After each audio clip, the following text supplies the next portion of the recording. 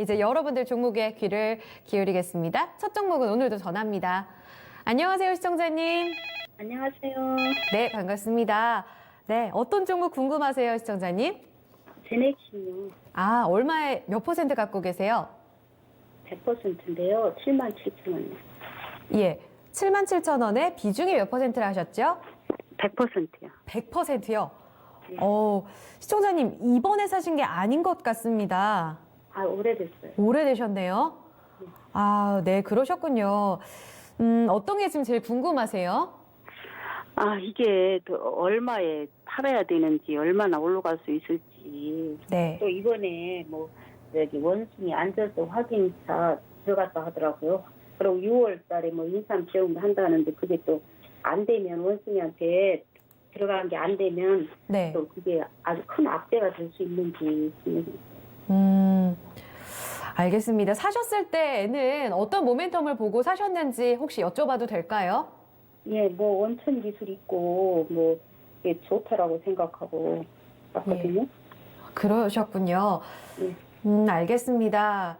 지금 코로나 치료제와 관련된 영장류 이 백신 실험도 시작이 됐다고 하고 알겠습니다. 어느 정도에서 좀 빠져나올지 고민하고 계시는데 진단 한번 들어보겠습니다.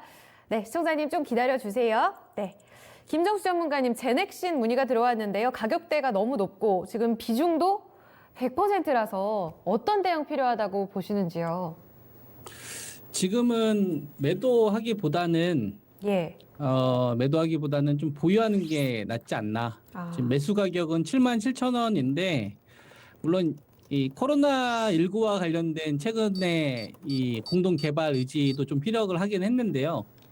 그 이슈가 조금 더 이 주식한테 도움이 되는 쪽으로 활용이 될 수 있는 지금 시장 여건은 어쨌거나 만들어지고 있거든요. 그러니까 코로나19와 관련되어서 개발 안 하는 업체들보다는 개발하겠다라고 생각하는 업체들 쪽으로 일단은 단기 매수세로 좀 붙고 있는 상황이고, 그리고 성과가 없어도 지금 시장 여건이 워낙 코로나와 관련된 부분들이 전 세계적으로 이슈가 좀 돼버렸기 때문에 그거에 대한 요인이 지금 좀 남아 있어서 지금 좀 버티는 게 저는 낫다라고 보고 있고요. 운이 좋다면 저는 매수가까지도 좀 나올 수 있다. 이렇게 이제 말씀을 좀 드릴 수 있을 것 같습니다. 이 제넥신이라는 기업을 알려면 우리가 어떤 기업을 알아야 되냐면, 이 기업은 한미약품의 성장과 같이 성장했다가 그리고 이제 한미약품이 이제 망가지면서 같이 급락했던 주식이거든요. 그러니까 제넥신이라는 이 기업을 잘 보면 2015년도 이제 그 한미약품이 기술 수출 성공하면서, 그죠? 여기서 이제 대난리 나왔던 요 시기죠. 네.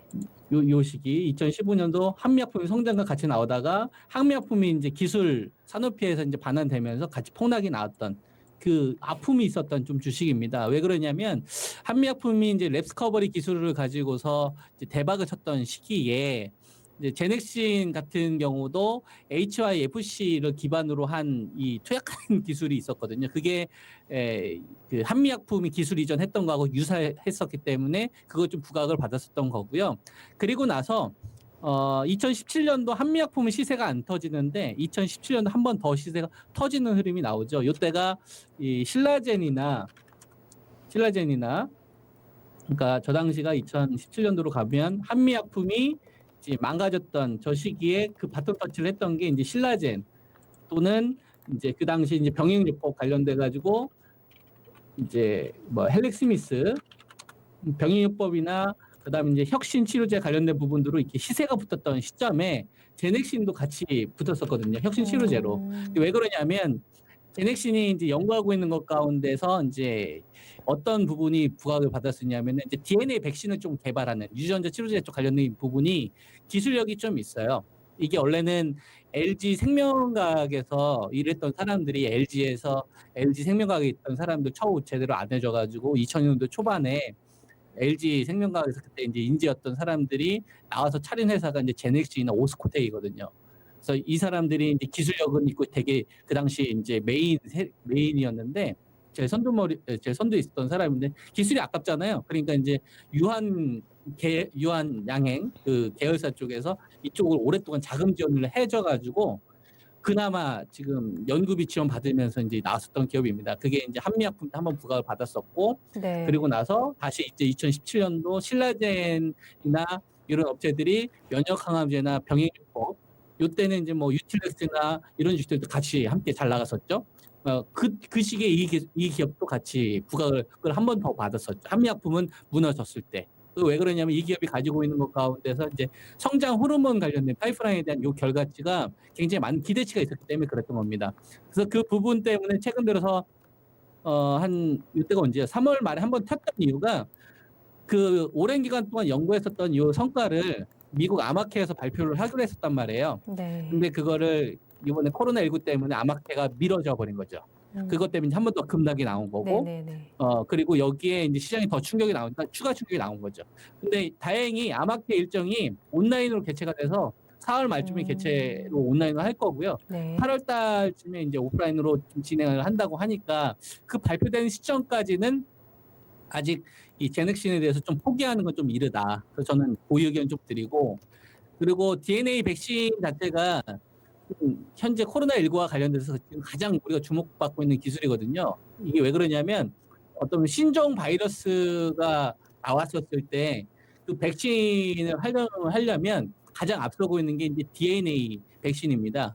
이게 원래 1980년도 후반에 많은 과학자들이 연구를 했었다가 예. 1990년도까지만 하더라도 되게 기대치가 있었다가 이제 사장됐었던 이유가 왜 그러냐면 이 DNA를 세포 쪽에 투과하면서 이 세포 투과율이 낮아졌기 때문에 실질적으로 이제 상용화가 안 됐었던 것이죠. 그래서 이런 것들을 2000년도 초반 때부터 미국에 있는 이 벤처 스타트 업체들에 대해서 이제 미국 정부가 많이 자금 지원을 해줬었어요. 대표적으로 이제 뭐가 있냐면 이노비오라고 여러분들 한 번쯤 들어봤을 겁니다. 최근 들어서 뭐 조세킴 DNA 백신으로 이제 가장 먼저 성과가 있었던 업체인 거죠. 그래서 지금 현재 이 바이오제약 관련돼 가지고 가장 핫한 거를 우리가 볼 수 있는 게 DNA 백신 쪽 관련된 부분이고요. 그거 관련된 기술을 가지고 있으니까 개발을 하려고 하잖아요. 그죠? 그러니까 지금 현재 뭐 진단 키트와 관련된 테마가 한 번 만들어졌지만 이제는 뭐 그 미국 딜러들 사이 렘데시비르가 이제 중국인들 300명에 대한 이제 이 치료제 이 결과치가 이제 4월 초에 이제 발표가 될 거고요. 그다음 발표될 예정이고, 그다음에 이제 백신도 이제 나와야 됩니다. 그래서 이 백신은 이미 개발이 됐는데 이 개발하는 데 있어서 가장 선두에 있었던 게 DNA 백신이다. 그래서 DNA 백신 파이프라인 가지고 있는 업체에 대한 관심이 높다 이거죠. 네. 실제 백신도 개발한 업체도 있고. 근데 과거에는 이 DNA 백신이 가지고 있는 한계가 있었다 이거예요. 상용화시키기, 대량 생산이 일단 안 됐다 이거예요. 왜냐하면 많은 양의 항원을 채워줄 수 있을 만한 기술이 없었는데 이 기술을 GSK가 영국 정부부터 자금 지원을 받아서 항원 보관법이라는 걸 이용을 해서 이걸 해결을 했고요.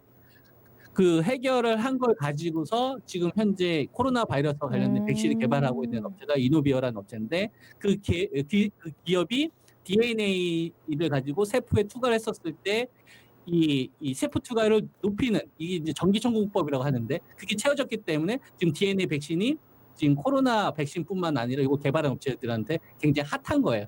그래서 이것 때문에 이제 면역항암제, 그러니까 표적항암제에서 면역항암제로 넘어오면서 다음 어떤 화두를 어디로 가져갈 거냐, 그럼 유전자 치료부터 나와야 되는데 이 코로나 때문에 이게 더 부각받을 수 있는 상황이 된 거죠. 이것 때문에 이제 아마케 일정이 그래서 원래 연말로 잡혀져 있었거든요. 4월 달에 잡혀져 있었다가 12월 달로 미뤄졌었는데 그래서 4개월 그래서 앞당겨진 거예요. 그러니까 지금 유전자 DNA 백신 관련된 업체들은 지금 버텨볼 만한 겁니다. 그래서 제넥신 77,000대 몰빵되어 있으신데 비중이 조금 적었다고 많아서, 한다면 추가 매수 네. 했었을 텐데 일단 100%니까 좀 100%. 버텨보시죠. 버텨보시고 저는 8월 달까지 한번 가져가 보셔라. 왜냐하면 그때 이 기업이 가지고 있는 이 그 파이프라인에 대한 어떤 임상 결과도 일부 좀 나오거든요. 그리고 뭐 운이 좀 따라준다면 코로나 바이러스와 관련 백신 관련된 테마로 조금 더 엮일 수도 있는 것이고. 네. 이해되시죠? 그러니까 저는 고의 의견 좀 드리겠습니다. 네, 알겠습니다. 5월 29일부터 6월까지 지금 아까 얘기하신 대로 이 아마케 취소 이후에 비대면으로 이제 회의가 진행될 텐데 이전대로 논문 초록 신청이 가능하다고 하거든요. 여기서 추가적으로 나올 내용과 코로나 백신과 관련해서 치료제가 어느 정도 지금 개발이 진행되는지 요것 역시 기대해 볼 수 있는 두 가지 모멘텀이 있기 때문에 일단은 여름까지 좀 보유하는 관점이 제시됐습니다. 시청자님, 예. 100%라 너무 마음 졸이고 계셨을 텐데요. 일단은 흐름을 좀 지켜보시면서 뉴스에 따라서 좀 보유를 해보시는 게 어떨까요? 아, 예, 그게 4월달에 온라인으로 하는 게 4월달이라고 그랬나요? 아니요, 온라인으로 비대면으로 하는 건 지금 나와 있는 뉴스에 따르면 5월 29일부터 6월 초에 진행이 될 예정이라고 합니다. 아, 네. 네, 알겠습니다. 네, 학회 일정 한 번 더 체크해 보시고 궁금하시면 또 문의 주세요, 시청자님.